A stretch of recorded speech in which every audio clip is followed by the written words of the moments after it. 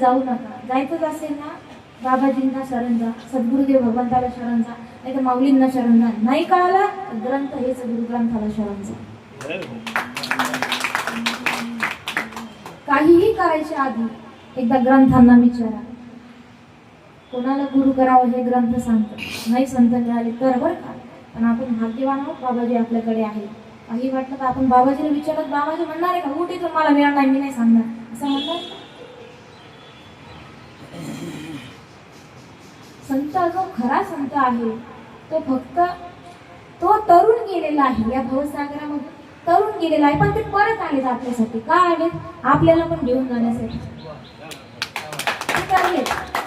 प्रश्न येतो ना, कोणी म्हणतात मग तुम्ही म्हणता की गुरु आपल्याला भगवंतापर्यंत पोहोचण्याचं काम करतात.